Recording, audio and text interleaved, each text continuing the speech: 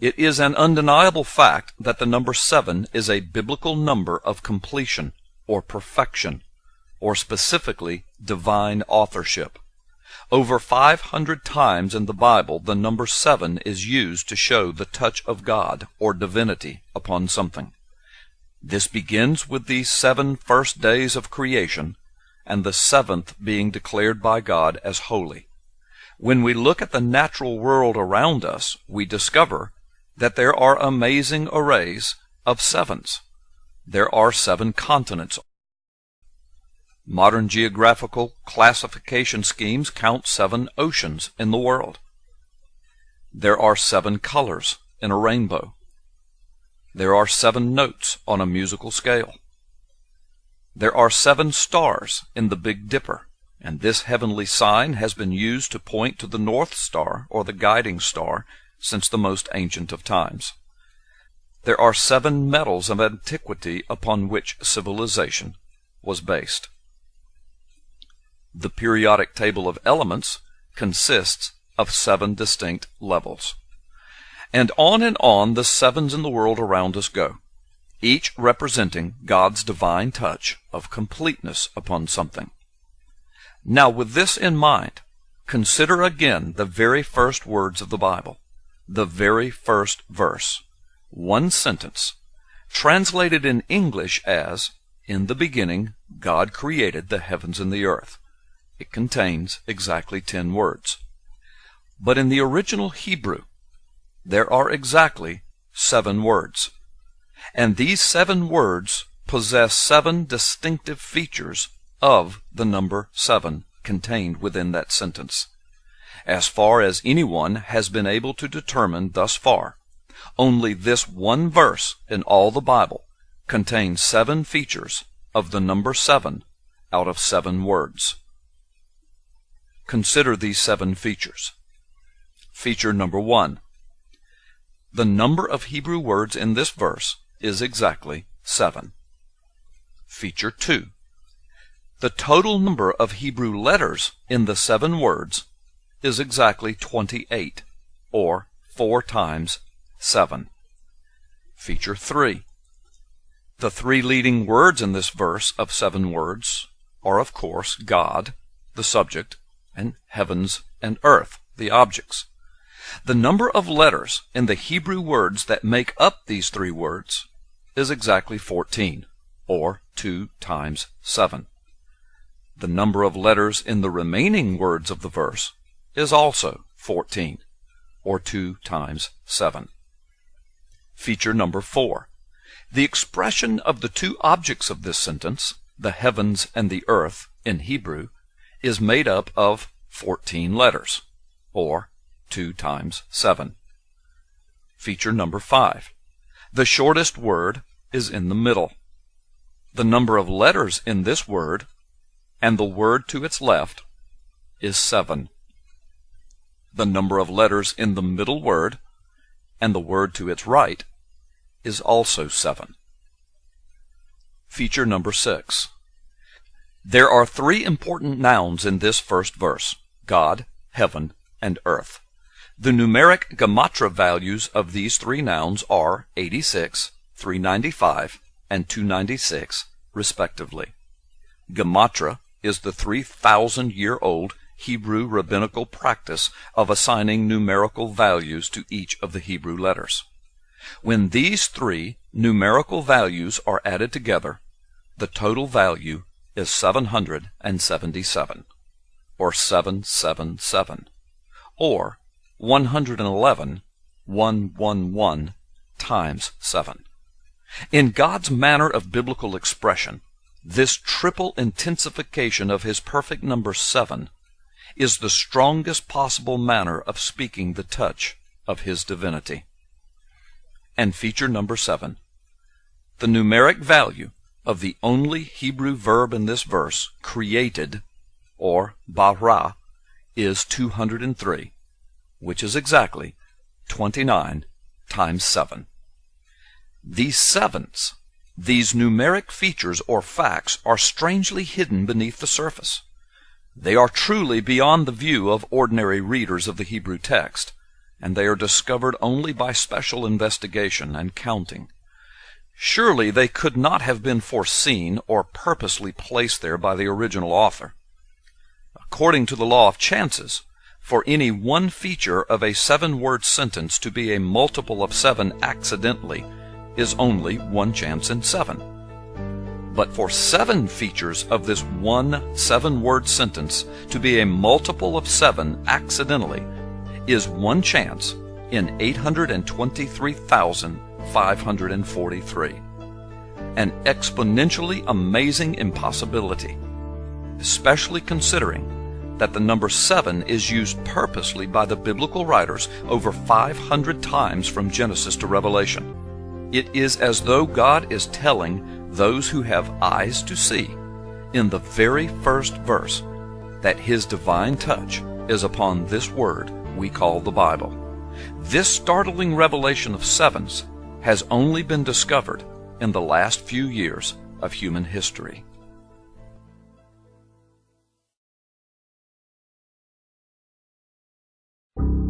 November 1st, 2016, Michael Snyder of the economiccollapseblog.com released an article that says, if Donald Trump wins, he will be 70 years, 7 months, and 7 days old on his first full day in office. I found that to be pretty interesting. I read the article, and I saw how he came to the conclusion. It says that Donald Trump was born on the 14th of June, 1946. If you move ahead 70 years from that date, it brings you to June 14th, 2016. Moving another 7 months brings you to January 14, 2017. And moving another 7 days brings you to January 21st, 2017. I decided to fact check this and see if it's actually true. I decided to go to a date calculator, and I'm going to put in his birthday, 1946, and then I'll head over here to the first day that he would actually be president. Remember, it's the 20th, that is Inauguration Day. Very important day. But the 21st is where they're making their calculations. This would be his first full day in office. So I did this. So I've got, this is the start date, this is the end date. I do want to include the end date in the calculation, because otherwise they wouldn't include that.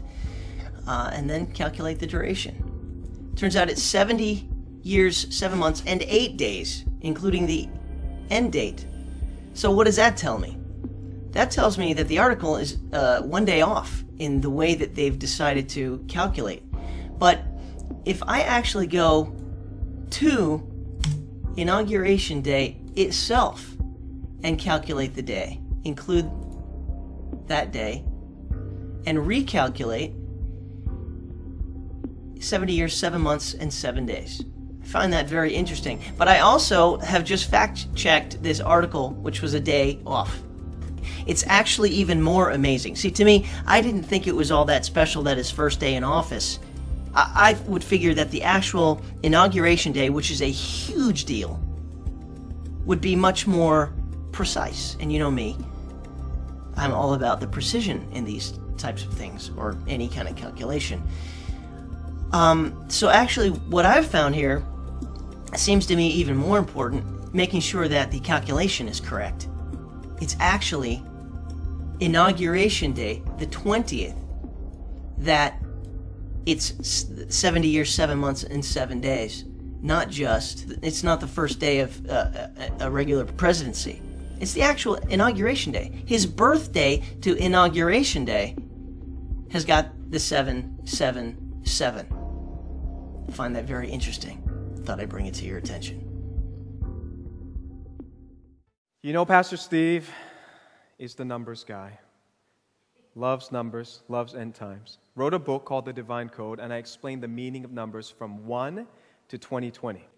Let me tell you something that I think is so significant, and it's prophetic right now of the next U.S. president, President Donald J. Trump. By the way, his name is John. His middle name is John, like John the Baptist, the one who prepared the way. So there's a lot of prophetic significance to this president. One prophetic significance comes from the number of his presidency. The media is saying that he's the 45th president, and that's true in a certain sense. He's the 45th person who's become president. However, there hasn't been 45 elections. There hasn't been 45 terms, right? So do you know that the number of terms, number of elections is 58, which makes Donald J. Trump the 58th president, right, in terms of how many terms there have been. So 58th, he represents the 58th presidential term. And Trump will be inaugurated on the 20th of January, 2017. So if you do just basic gematria, nothing fancy here, this is what the rabbis like to do. You take 20th of January, 20 plus 1, plus 20 plus 17, it's in 2017, you get 58. Wow, what a coincidence. But you know there's no coincidence in God. They're only God incidents. Amen? So in Hebrew, it'd be interesting to know how you write 58. Well, you've been taught this before. The Hebrews use letters to be numbers. The Greeks also do this.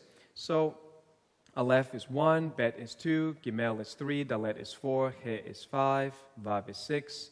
So some people think that WWW in Hebrew is Vav Vav Vav is 666, right? Maybe coincidence, maybe prophetic. So the internet can certainly be a channel for a lot of evil.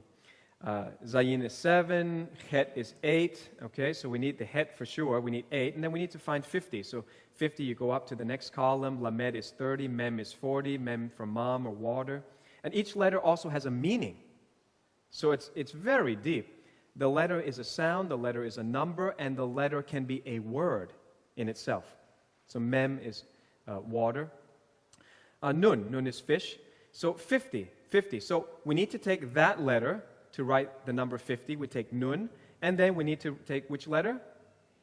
The Het. Okay, there's the 8. Okay, so there it is. 58 would be Nun Het, but they would write it from right to left. I can't do that in English, so I just have to write it our way, left to right. Nun Het. All right. Well, you say, so what, Pastor Steve? Nun Het, what's the big deal? Well, as soon as you see Nun Het, as a Hebrew reader, you realize that spells something because they take the vowels away. So when you write 58, it also is a word, and it is a word that you know. What is that word without the vowels? Nun Het is the name Noah. The name Noah. 58 is related to Noah. I think I heard somebody said, as in the days of Noah. As in the days of Noah. So will it be also in the days of the coming of the Son of Man. The meaning of Noah is comfort or rest. Now what's interesting is you can transpose numbers in gematria, and you can do it also in letters. So if you just transpose that, Het Nun is pronounced Chen for some reason, and that means grace. So Noah is grace spelled backward. A time of Noah, a time of grace, and I think it has a lot of meaning. We can rest after we find God's grace. A lot of Christians now are feeling like, wow, the battle is won. They're entering into a rest in America. They were so stirred up and they were so troubled and distressed at all of the immoral things going on at the top levels of their government. And now they're entering into a 58 rest. So what you saw for the last several years and several presidencies is that they've all been on the same page, the agenda to bring America down to its knees, to the level of the rest of the world, in order for them to implement a one-world government. You can't do it with a big boy in the neighborhood like America. It's in the way. The West, too. The West has to fall. America has to fall for them to make a one-world government. Now, you know that God's a nationalist and Satan is a globalist? And I could prove it to you right now. It's the Tower of Babel story. That was the first one-world government in the ancient world. And they wanted to build a tower to reach the throne of God and dethrone God. Idiots, whatever, Nimrods, fine. But the point is, this first one-world government, what did God do to stop it? He smote them with the different languages, instantly creating the different nations of the world. He wants us separated into different nations. He's basically saying, look, we're going to have a one world government in heaven, in my kingdom. But while you're on earth and Satan's running around, I want you separated into nations. Because when you get together with a one world government, you become arrogant and do stupid stuff. That's what happened in the ancient world with the Tower of Babel under Nimrod. And that's what's happening, what they're trying to do now. The New World Order, the Illuminati, whatever you want to call it. They are Luciferians, straight up. And they want to make a one world government in order for the Antichrist to take his seat. See, they know the Bible better than you and me. And they're trying to make things happen in order for the Antichrist to take his seat. However, God has made his move. And what that is he brought in this guy out of left field. The last person we would have ever expected to be president, Donald Trump. And he prepared Donald Trump his entire life for this job, the job of dismantling the Illuminati. It's the timing of events that lets you know, ooh, the fingerprint of God is on this. This is beyond coincidence, which the rabbis say is an unkosher word. No such thing as coincidence. There are God incidents. So, it is the combination of events which would make a blood moon prophetic. And I believe I have some interesting combinations that would at least make you pause, if not make you believe that God is up to something. First of all, we're going to start at the beginning of Donald Trump. Donald Trump's birthday fell on Friday, the 14th of June, 1946. You say, what's so special about that? Well, did you know that on that night, there was a blood moon? He was born on a blood moon. If you would add 700 days to his birth, guess where you would arrive? And I tested this out. This is not third-hand information. I calculated this, and it spat out this date, Friday, the 14th of May, 1948. Does that ring a bell? So Donald Trump was born on a blood moon. 700 days later, Israel was reborn as a nation. Trump becomes president on the 20th of January 2016 at the age of 70 years, 7 months, and 7 days. Trump then recognized Jerusalem as the capital of Israel on the 70th birthday of the nation. He was there before it became a nation, and he was there to recognize the capital on the 70th anniversary. As if nobody else wanted to do this before, they did. They wanted. Many presidents promised they'll recognize Jerusalem. Why didn't they do it? It was like God restrained it. God says, no, I want it on the 70th. And I want my chosen leader to do it. He will be like a trump. And I said, God plays on words. Trump is a trumpet. God is able to play on words like that. He's not only prophetic, he is poetic. Fifth, Trump's first term will be marked by a lunar eclipse at exactly the halfway mark. At the midpoint of his first term, and I believe he'll have a second term, but at the midpoint of his first term, there will be a lunar eclipse. So when you see all these combination of coincidences, events, you realize, hey, something cosmic, something prophetic may be going on here. In April of 2011, retired firefighter Mark Taylor was watching the news when Donald Trump came on the screen. I didn't know a lot about Donald Trump. I just knew he was a very powerful businessman, built this empire. I knew he was toying with the idea of running for president at the time. You know, most people thought it was a joke. Well, he's kind of a comic book figure. I mean, he's a show-off. He's a sideshow who threatens to swallow the Republican Party. So I'm listening to him on an interview, and all of a sudden I just heard the voice of the Lord say, you're hearing the voice of a president. Mark went into his office, got out a pen and paper, and started to write what he says the Holy Spirit told him. You know, he was saying that basically that America was going to prosper like never before. Israel and America, the ties between the two countries would be stronger than ever before. The dollar would be the strongest it was ever been. The economy is booming under this president. We're up 254 points, 21,000 on the Dow. It was very detailed as far as what God was showing me. And Mark, this was 2011. This was 2011. Before he'd ever announced. Before he ever announced. At the time, Mark suffered from an illness, making him so lethargic he had to stay home. That's when he sought help from well-known Christian physician, Dr. Don Colbert. During one visit, Taylor shared the prophecy with Dr. Colbert and his wife, Mary. Well, as I read this prophecy, I saw the Father's rhythm throughout the whole prophecy. and I recognized the rhythm. You know, our frequency, you could call it, because God has his own frequency. I literally like collapsed into a chair because I was reading it standing, and I just collapsed in the chair and stood there looking at it in shock, thinking, Donald Trump is going to be our next president? Mary knew if the prophecy were to come true, it would take a lot of prayer. As I began getting the prophecy in the hands of major leaders across the country, the body of Christ, people that I knew that were influencers within their church, what I did is I started a prayer chain, 15 minutes a day, started on Labor Day. The Lord instructed me to do it on Labor Day. He says, this is going to be a labor of love. Taylor originally thought the prophecy would happen during the 2012 presidential election, but it was not to be. Thought I'd missed it. I truly missed it. Then, on June 16th, 2015, I am officially running for President of the United States. Mark's prophetic word suddenly didn't seem so far-fetched. Still, most people didn't take the billionaire businessman seriously. He would not be the commander-in-chief we need to keep our country safe. Donald, adults learn not to interrupt you. As the race for the White House grew heated and ugly at times, Colbert had moments of doubt and called on God for confirmation. She says he told her to watch the upcoming Belmont Stakes in June of 2016, where the horse named Creator beat Destin by a hair. It was Creator and Destin right on the wire. The headlines, CNN headlines, Creator wins by a photo finish. I sat back in my chair, Wendy, and I just, God, you're really going to do this. The horse's name was Creator. Creator. And God's the creator. He's the creator.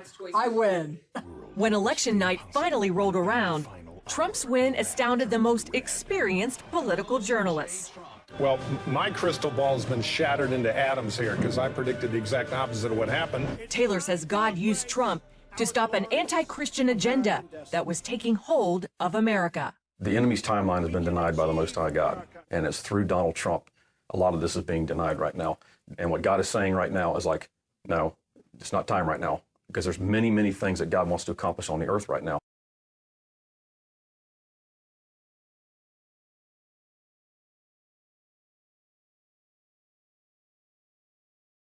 For the first time ever in my lifetime, and probably yours, the elite are in panic.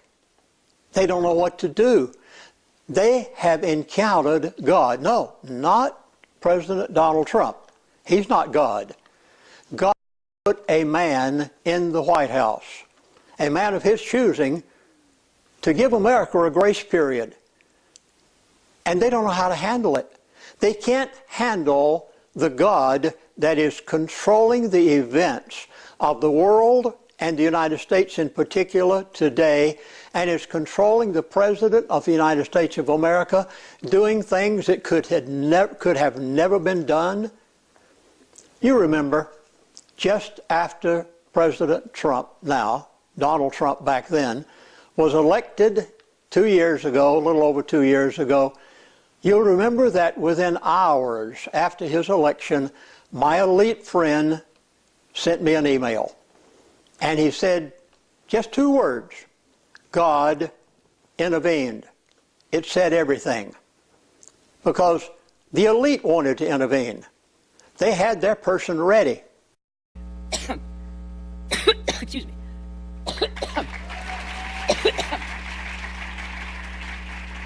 Everything went wrong. And my elite friend said, God intervened. They really didn't understand it. And they positively did not understand what they were going to face for the next few years, so far a little over 2. Didn't you remember that about 6 months ago, my elite friend sent me another email, and he said, God is in control. We can't do anything. Once again, in this document that the Attorney General has just submitted to Congress, concluding after all of this investigation, nearly 2-year investigation by the special counsel, Robert Mueller and his team, no collusion, Bottom line, no collusion. 40 FBI agents, 2,800 subpoenas, 500 witnesses, 500 search warrants, 230 communications records, 50 wiretaps, 13 foreign government intelligence requests, and after 675 days, there is no collusion and insufficient evidence of obstruction. However, in broad daylight, the mainstream media and the Democratic Party colluded in an effort to impeach the duly elected president of the United States of America with fabricated evidence. We're at a turning point here. The beginning of the end for the Trump presidency. The beginning of the end. And breaking news. We have another bombshell. Mike Pence might have to assume the office of the presidency. The call for impeachment. Rumblings of the word impeachment. Breaking news. Another bombshell out of the White House. I believe this is the beginning of the end. I do too. It's really the beginning of the end. The beginning of the end. This is a tipping point. Trump's going down. This president could be impeached. I do not think the president will serve out his term. This is treason, and it was committed in living color across the television screens of America. Think about it. Look at all that's been happening. No man could go through what this man went through and is going through now with the entire world, the entire establishment against him like this, and with all the money and power and elitism trying to stop him. This man should have been dead a long time ago, and he certainly shouldn't be president. The fact that he's president alone, we witnessed a miracle. That's all it had to be a miracle for him to win. I mean, they were cheating in the elections. Everything was against him. The entire media and everything, and somehow he still wins. That alone is a hint that it was an act of God. Also, Hillary's own campaign people said they couldn't believe it. Nobody could believe As you're it. speaking, I've got to butt in. As you're speaking right now, a rainbow has just appeared. You said an act of God, and in the last few seconds, the That's rainbow pretty appeared cool. behind you. That's pretty cool because God's around. He's doing everything, and He's in the trenches right now. In fact, when you understand what's really going on, it's a lot of fun because you get to watch God dismantle the Illuminati before your eyes. But Taylor says there's one part of the prophecy that hasn't come to pass yet, regarding the news media. Fake stories are being reported. A lot of bad things are being reported that aren't true. So the news media would be captivated by him, and they would even begin to agree with him. That's the only line in a prophecy that hasn't come to pass yet. So we have to ask ourselves, what's fixing to happen to make the mainstream news media to begin to agree with him? What is fixing to happen? God's going to clean out the news media. God is looking for His people right now, His millionaires and His billionaires, basically, to come in and start buying them out, taking over. God's going to rebuild them and restore them because there's no spirit of truth in them right now. And that's what God's going to restore. Taylor believes Trump's victory is just the beginning. The fireman prophet also predicts the church will thrive and America will see a great move of God. The army of God will have victory after victory after victory. And I love what President Trump always says. He says, you're going to get sick and tired of winning. And that's going to be the same way for the army of God. It's going to be victory after victory after victory. Will it be an 8-year presidency? Absolutely. Absolutely, we will. You're sure about that? Yeah, I'm sure about that because I think what's going to happen is that when people see the good that the country's coming into right now, the prosperity, the jobs, the economy, whatever the case may be, there's going to be no doubt he's going to sail right in for the first, second term. Wendy Griffith, CBN News. Are you so ready to dismiss when so many signs are pointing to the fact that God has brought a leader on the scene to accomplish something? You see, if you want to be an unbeliever, if you want to be a skeptic, you can always be. God will never force you. He's kind. He's kind. He honors free choice. But there'll be consequences to free choice. There'll be consequences when we die and go to Judgment Day and say, I never knew. There was no sign. Nothing was ever spoken. God will say, remember Pastor Steve? He's trying to tell you. He's trying to get your attention. He's trying to point to the signs that I gave. And you say, oh no, I ignored all of them. No one will have any excuse in the last days.